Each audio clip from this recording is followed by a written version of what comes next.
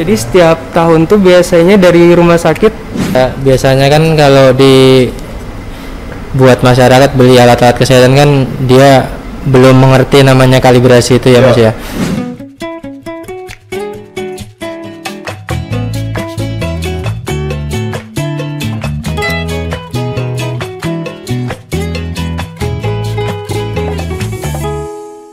Assalamualaikum warahmatullahi wabarakatuh. Selamat pagi sahabat Parikesit, kembali lagi di Coffee Morning Talk bersama Komite Tenaga Kesehatan lain. Hari ini kita kedatangan lagi nih gitu ya, narasumber tenaga kesehatan lainnya gitu yang ada di RSUD Haji Muhammad Parikesit. Kali ini kita sudah ada dua orang elektromedis, yaitu Rido dan Astra gitu ya.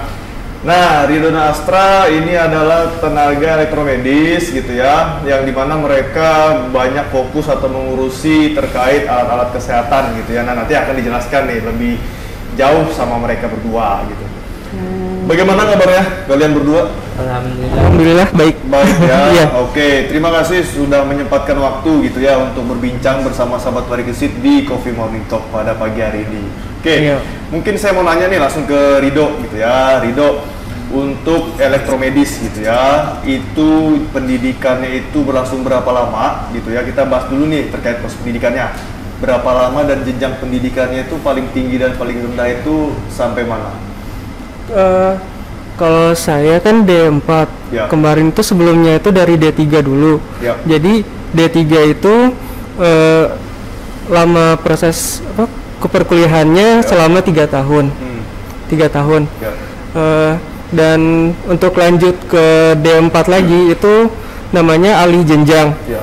Itu biasanya 1,5 tahun tambahnya. Ya. Tambahnya 1,5 tahun. Iya, gitu ya. tambah Oke. 1,5 tahun lagi. Ya. Kalau misalnya langsung ke D4, biasanya hampir sama sih kayak S1. Biasanya kurang lebih 4 tahun. 4 tahun. Iya, 4 tahun. Oke. Itu proses pendidikannya ada proses kayak luar kampus dah. Maksudnya kan kalau kuliah kan hanya di kelas gitu ya. Nah, elektromedis ada ininya juga pasti kan? Oh iya. Nah, Jadi itu biasanya kemana aja sih biasanya? itu namanya proses magang Proses magang atau Oke. PKL. Biasanya kami ada magang di rumah sakit juga, Ya. dan juga magang di perusahaan alat kesehatan. Oh, di alat kesehatan ya. Iya. Oke, berapa lama biasanya? Biasanya 3 bulan. 3 bulan di setiap tempat rumah sakit, 3 bulan begitu, perusahaan 3 bulan. Iya. Oh, oke. Jadi 1 semester berarti magang itu biasanya. Beda-beda sih Beda-beda biasanya. ya? Ya. Oke, beda-beda. Biasanya misalnya semester 4 kemana dulu gitu, semester 5-nya nanti ke mana lagi gitu. Oh, oke. Jadi pindah-pindah gitu ya di setiap semesternya gitu ya. Iya. Ya, begitu. Ya. Ya. Oke. Jadi di rumah sakit dan di perusahaan alat kesehatan biasanya elektromedis itu. Nah, Sobat Parikesit, elektromedis itu merupakan juga salah satu tenaga kesehatan gitu ya, yang mana kompetensinya itu tidak bersentuhan langsung dengan pasien gitu ya. Iya. Tetapi mereka itu mengurusi alat-alat kesehatan yang diberikan kepada pasien atau digunakan oleh pasien saat mendapatkan pelayanan kesehatan di rumah sakit atau di puskesmas misalnya, pokoknya di setting kesehatan lah gitu ya, di pusat pelayanan kesehatan gitu ya. Yeah. Jadi elektromedis lah salah satu tenaga kesehatan yang memperhatikan atau mengurus. Jadi elektromedis itu semacam apa ya, mungkin perawatnya lah gitu ya, perawat tapi untuk alat kesehatan gitu ya bahasanya gitu ya. Nah, perawatan seperti apa sih gitu ya, mungkin apa saja sih yang kalian perhatikan gitu ya, alat-alat kesehatan terutama mungkin ketika kalian bekerja di rumah sakit gitu ya. Ketika kalian bekerja di rumah sakit, elektromedis itu berperannya itu seperti apa sih, kalau bisa dijelaskan yang agak lebih spesifik. Mungkin saya mau dengar dari Astra. Nah, bisa jelaskan mungkin dari Astra, seperti apa Astra? Jadi kalau di rumah sakit sendiri kebersihannya itu, maintenance-nya itu ada yang melihat dari fisiknya. Ya. Satu, terus yang kedua dari aksesorisnya ya. Nah, itu sendiri biasanya maintenance ya namanya. Maintenance-nya itu biasanya kalau semisal alat di rumah sakit tersebut masih terjangkau biasanya 3 bulan sekali. Tapi kalau sudah sampai ribuan alatnya di rumah sakit itu 6 bulan sekali biasanya. Seperti itu. Iya. Proses maintenance ya? Iya. Nah, maintenance itu biasanya juga yang akan dipertanyakan saat akreditasi di rumah sakit. Biasanya kayak gitu. Berkaitan juga ya? Iya, berkaitan juga. Ya. Iya. Oke, jadi penting sekali ya sahabat parikesit. Jadi peran elektromedis itu untuk maintenance gitu ya, memperhatikan alat-alat kesehatan yang ada di rumah sakit gitu ya, karena tanpa peran mereka juga alat-alat yang digunakan untuk melayani sahabat parikesit ketika mendapatkan layanan di rumah sakit itu penting gitu, performanya alat-alat itu juga terjaga, berfungsi sebagaimana mestinya gitu ya, dan memang bisa kebermanfaatan juga bisa dirasakan, didapatkan gitu ya. Oke, seperti itu. Nah, terus gitu ya, mungkin kalian kan memperhatikan gitu ya alat-alat yang ada di rumah sakit gitu ya, alat-alat kesehatan yang ada di rumah sakit sehingga bisa digunakan dengan baik gitu ya ketika digunakan ke pasien-pasien gitu ya. Nah, kalian juga memperhatikan ada durasi waktunya, kalian bilang tadi kan, dari aksesorisnya ada segala macam gitu ya. Kalau misalnya mungkin saya mau tanya, apa kalian juga memperhatikan sampai ke efek negatifnya dari alat itu, misalnya radiasi. Nah, kira-kira kan ada tuh alat-alat di radiografer gitu ya, mungkinnya di radiologi gitu ya, yang digunakan radiologi itu kan ada alat-alat yang memang mengeluarkan radiasi gitu ya. Nah, kira-kira elektromedis apakah sampai ke arah sana memperhatikan gitu? Sampai ke sana ya kompetensi kalian? Iya. Oke. Mungkin siapa mau jelasin? Astra, Rido. Oke. Ya, biasanya juga kami sampai ke sana ya? memikirkan itu apa efek-efeknya gitu.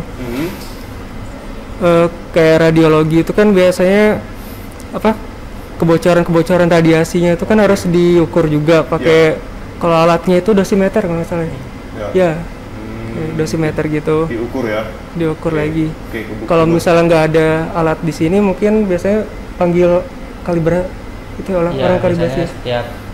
Setiap tahunnya itu ada kalibrasi juga kan. Dari situ kita bisa tahu. Oh, ada kalibrasi juga jadi tahu. Jadi setiap tahun tuh biasanya dari rumah sakit panggil perusahaan kalibrasi untuk kalibrasi alat-alat kesehatan di sini di rumah sakit. Jadi itu fungsinya untuk mengukur alat-alatnya gitu, alat-alat kesehatan sini apa masih layak atau enggak gitu. Oke, masih layak apa tidak gitu digunakan. Ya, jadi mereka yang memberi penilaian nanti. Oh gitu, jadi ada bantuan dari perusahaan kalibrasi juga ya untuk memperhatikan alat-alat tadi ya, kelayakannya gitu ya. Oke, jadi kolaborasi nih sahabat parikesit ya, tidak hanya elektromedis tapi juga ada pihak luar juga memperhatikan, membantu gitu ya, mungkin untuk hal-hal yang lebih lebih luas lagi atau spesifik gitu ya untuk melayakan alat ini gitu ya. Seperti itu ya. Jadi gitu. Jadi ibaratnya itu elektromedis ini perawatnya seperti saya bilang tadi, pihak-pihak mungkin yang lebih ini lagi itu spesialisnya mungkin untuk alat gitu ya, khususnya alat kesehatan gitu ya. Seperti itu. Nah, kan gini, Astra dan Rido, ngomong-ngomong alat kesehatan gitu ya, kan di luaran sana juga ada beberapa alat kesehatan yang dijual ya, yang mungkin sifatnya mobile ya kan. Sifatnya mobile itu mungkin mudah dibawa kemana-mana, ringkes gitu ya, bentuknya kecil gitu ya, dan mungkin juga sering gitu ya, cukup sering dibeli secara umum gitu oleh masyarakat ya, misalnya kayak tensi, oximeter, terus apa lagi biasanya infrared infrared, termometer juga itu salah satu alat kesehatan, walaupun bentuknya kecil sederhana juga alat kesehatan kan. Nah, kira-kira dari elektromedis gitu ya, ada nggak kalian bisa memberikan mungkin hal-hal yang perlu diperhatikan oleh masyarakat, hal yang paling yang harus diperhatikan dalam membeli alat kesehatan selain harga tuh ya kan? Harga kan bervariasi ya mungkin di luar ya enggak? Nah, harga bervariasi di luar gitu ya, mungkin produksi mana, negara mana mungkin, apakah dalam negeri, luar negeri gitu ya, ataupun mungkin secara materialnya gitu ya. Selain harga, kira-kira apa yang kalau dari menurut kacamata elektromedis nih untuk masyarakat awam perlu perhatikan dalam membeli alat kesehatan di luar yang sifatnya mobile itu apa kira-kira? Ada nggak hal-hal yang perlu diperhatikan? Yang untuk diperhatikan sih kalau menurut saya itu biasanya sertifikasinya. Sertifikat? Iya, apakah dia kalau di Indonesia kan biasanya SNI. Iya. Nah, apakah udah ada itu atau belum gitu, sama izin-izin dari perusahaan yang yang mengimportnya itu, yang mengeluarkan itu juga. Nah, itu juga perlu biasanya. Oh, perlu juga ya. Itu, Oke, sertifikat salah satunya ya. Ya. Sertifikat izin edar mungkin? Ya, izin edar. Izin edar ya. Izin edarnya ya. Oke. Apakah memang itu benar-benar resmi gitu ya, dijual bebas begitu? Memang resmi atau misalnya dia produk luar, apakah memang dia resmi masuk di Indonesia begitu? Ya. Oke, dan itu biasanya memang ada di kemasan barangnya ya? Ya, biasanya ada tertulis di kemasan barangnya. Ataupun ada berupa surat sertifikat gitu ya, di dalam kemasan barang. Oke, ada lagi hal yang lain mungkin Astra, kira-kira yang perlu diperhatikan? Itu aja sih. Itu aja ya? Iya. Oke, kalau Rido ada lagi? Kira-kira apa sih yang perlu diperhatikan untuk alat-alat yang dijual bebas yang kita beli, maksudnya itu biar kita tahu ini memang alat ini bisa berfungsi lama, jangka panjang. Itu ada nggak bisa kita lihat seperti itu ya? Kalau biasanya kan kalau buat masyarakat beli alat-alat kesehatan kan dia belum mengerti namanya kalibrasi itu ya Mas ya. Nah, jadi mungkin kalau dibuat jangka panjang atau lebih setahun mungkin harusnya itu dikalibrasi dulu alatnya, itu masih layak apa enggak gitu sih sebenarnya, biar ngerti aja alatnya itu masih sesuai apa enggak gitu. Takutnya kita yang pakai lagi sehat ternyata alatnya malah yang menunjukkan malah yang enggak sehat gitu. Takutnya seperti itu sih. Ya, efek-efek tadi maksudnya efek alat tadi kan yang awalnya ini untuk kesehatan tapi ternyata malah bawa penyakit. Ya, gitu. Iya. Ngomong kalibrasi, tadi Astra bilang kalibrasi ya. Kalibrasi itu proses apa sih dan seperti apa? Kalau kalian bisa ceritakan secara singkat. Kalibrasi itu seperti apa prosesnya? Silakan. Mungkin kalau kalibrasi sendiri itu ya itu pengecekan alat ya, masih layak apa tidaknya alat tersebut. Yang habis itu kalau kalibrasi itu dia mengukur keluaran dari alat tersebut sih gitu. Nah, setelah kalibrasi dinyatakan layak itu pasti ada dikasih sertifikat kalibrasi tersebut gitu sih Mas. Gitu. Iya. Ada tambahan Rido?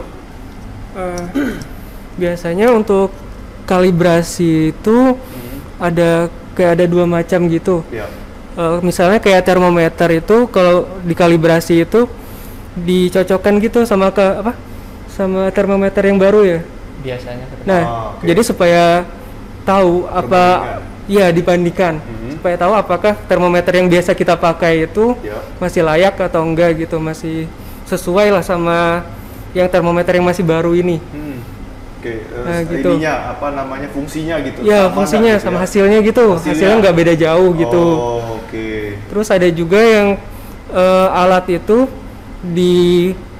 diuji pakai kalibrator. Kalibrator itu semacam kayak simulator gitu, misalnya kayak EKG. EKG kan biasanya kan harus nempel elektroda itu di pasien gitu, di badan.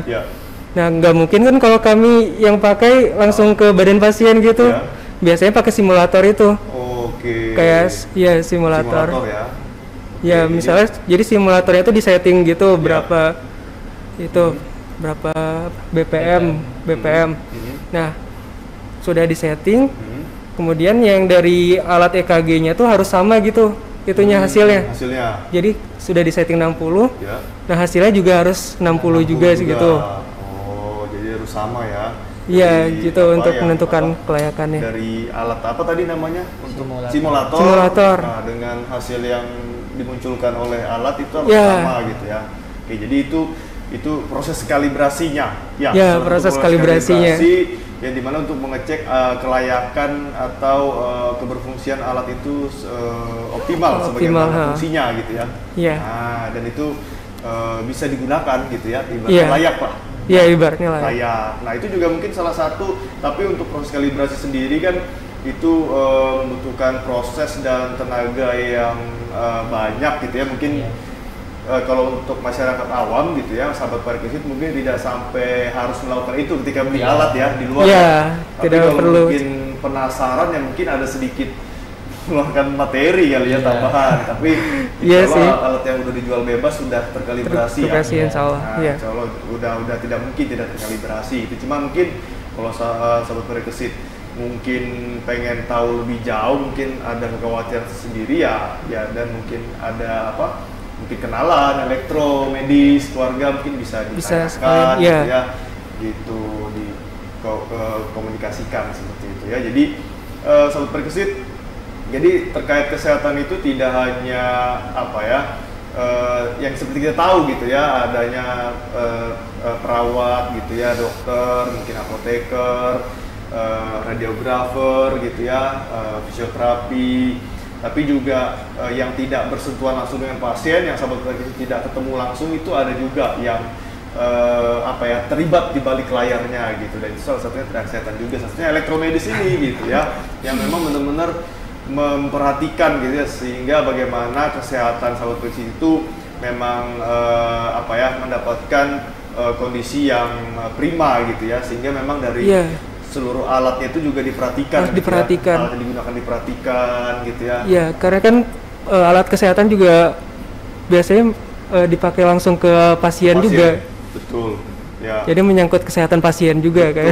Iya, menyangkut kesehatan pasien. Iya, sangat penting gitu. Sangat penting jadinya. Sangat penting sekali gitu ya. Jadi tidak bisa dianggap apa ya, dianggap biasa gitu ya, atau tidak penting gitu ya, karena itu sangat penting. Iya, Karena sangat alatnya penting. langsung disentuhkan kan, langsung digunakan kan ke pasien gitu, ke tubuh Iya, pasien gitu tubuh ya. pasien. Ya, untuk mendapatkan kesehatan yang optimal gitu, sehingga itu ada yang harus memperhatikan alat-alat tersebut, yaitu elektromedis seperti itu ya. Iya. Oke, nah mungkin sebelum kita lanjutkan, kita saksikan dulu yang berikut ini.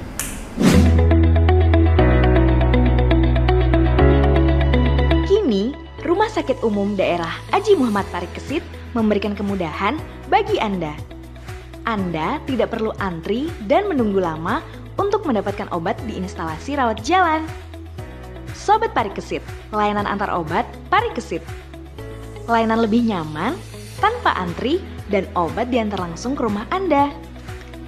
Tarif dan syarat ketentuan berlaku.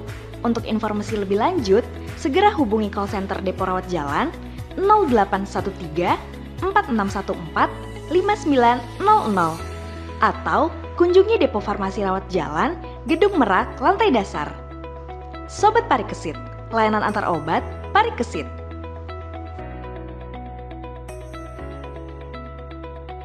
Oke, kita lanjutkan ya. Nah, ngomong-ngomong terkait alat kesehatan nih, Rido dan Astra, kira-kira kategori, kan banyak sekali nih alat kesehatan yang ada di rumah sakit gitu ya, itu terbagi-bagi nggak kategori-kategorinya berdasarkan fungsi-fungsinya? Nah, bisa nggak, ada nggak kategorinya itu, alat-alat itu apa aja sih? Kalau dari bahasanya elektromedis gitu ya, dari keilmuan kalian tuh apa saja sebutannya? Siapa nih yang menjelaskan, Rido atau Astra? Silakan. Itu aja. Rido. Oh iya, baik. Jadi waktu di perkuliahan dulu ada memang kategori-kategori alat kesehatan itu, macam-macam dari alat kesehatan itu. Ya. Yang pertama itu seperti alat diagnostik. Ya. Jadi alat diagnostik itu biasanya digunakan untuk mendiagnosa Oke. atau memantau atau mengukur apa? Itu pasien gitu ya, kondisi pasien. Misalnya kayak pasien monitor. Pasien monitor itu kan ada banyak parameternya, kayak tensimeter itu untuk pengukuran tekanan darah pasien. Ya. Kemudian SpO2 untuk mengukur saturasi saturasi oksigen dalam darah pasien. Nah, nanti hasilnya dari pengukuran itu baru nanti bisa dilakukan diagnosa gitu oleh dokternya. Tindakan atau treatment pengobatan yang tepat ya. Tepat untuk apa. Kemudian yang kedua itu alat life support. Life support itu biasanya digunakan untuk untuk penyupport pasien gitu ya, kayak misalnya kayak ventilator. Ventilator itu kan digunakan untuk membantu pasien melakukan pernapasan secara normal. Biasanya kan kadang ada pasien yang nggak bisa nafas secara normal atau yang lagi koma gitu kan, mereka agak susah tuh bernapas. Nah, biasanya pakai alat bantu itu, ventilator. Kemudian yang ketiga itu bedah dan anestesi. Nah, kalau alat ini biasanya alat-alat yang dilakukan untuk proses pembedahan gitu. Yang ada di kamar operasi. Kayak kamar operasi, ya. Kayak electrosurgery unit itu yang biasa digunakan untuk operasi pasien gitu. Kemudian untuk anestesi itu biasa mesin anestesi. Ya, mesin anestesi yang berfungsi untuk membius pasien. Ya. Kemudian yang keempat itu tadi support terapi. Ah, iya. Untuk terapi ini biasanya untuk proses penyembuhan pasien. Contohnya seperti lampu infrared. Ya, lampu infrared. Terus ada SWD, MWD gitu. Ya. Itu ya alat-alat. Kemudian ada lagi radiologi. Ya, radiologi juga kayak alat-alat X-ray, X-ray mobile, panoramik, MRI, CT scan. Nah, itu masuk ke kategori radiologi. Kemudian ada lagi alat lab. Iya, di situ alat-alat yang berhubungan dengan itu untuk pemeriksaan sampel kayak itu, contohnya kayak centrifuge, kemudian kimia analyzer, hemodialisa juga. Ya. Itu masuk alat apa? Kalau alat hemodialisa itu kategorinya apa? Kategorinya biasanya itu kategori alat lab. Alat lab ya? Iya, kalau dari kami. Ada tambahan. Gitu. Ya, itu ada lagi kira-kira kategorinya apa? Ternyata banyak ya kategorinya ya. Iya, ternyata banyak alat kategorinya. Iya, biasanya ada macam-macam lagi alat kesehatan. Dan untuk kalau di luar tidak semuanya dijual bebas ya kategori tadi ya. Iya. Nah, itu yang komplit hanya di rumah sakit gitu ya. Iya. Kalau di luaran ya mungkin alat-alat diagnostik yang paling sederhana, gitu sederhana. Ya, sama alat terapi yang sederhana juga. Iya. Gitu ya. Yang terapi sederhana. Itu ya. Ya gitu. Yang sederhana sifatnya sangat-sangat simpel gitu ya. Iya. Nah, ya penggunaannya penggunaannya juga nggak memunculkan efek samping yang terlalu berbahaya gitu. Gitu ya. Iya. Yang sifatnya mobile lah ya. Mobile, iya. Friendly, ya, benar. friendly lah, bahasa user friendly kalau di luar ya. Benar. Gitu. Nah, sahabat Perkisit, itu tadi perbincangan, penjelasan atau kenalan kita dengan tenaga elektromedis yang ada di RSUD Haji Muhammad Perkisit. Ternyata tugas dan fungsi mereka cukup penting ya gitu ya, tidak sembarangan juga gitu, karena kita di rumah sakit itu juga tidak hanya diperiksa gitu ya oleh perawat, dokter dan lain-lain, tapi juga ada alat yang kita gunakan atau diberikan ke kita gitu ya, kita berobat ke rumah sakit, dan itu juga harus diperhatikan dan di-maintenance dengan sangat-sangat serius seperti itu, dan itu tugasnya elektromedis, salah satu tenaga kesehatan yang tidak bersentuhan langsung dengan pasien gitu ya. Oke, itu tadi perbincangan kita. Terima kasih Rido dan Astra atas waktunya ya, yang sudah berbagi sama kita, menambah wawasan. Di lain kesempatan kita akan berdiskusi lagi dengan mungkin pembahasan topik yang lainnya gitu ya. Oh, iya. Baik, itu saja. Terima kasih. Saya undur diri. Nanti kita ketemu lagi. Terima kasih. Wassalamualaikum warahmatullahi wabarakatuh.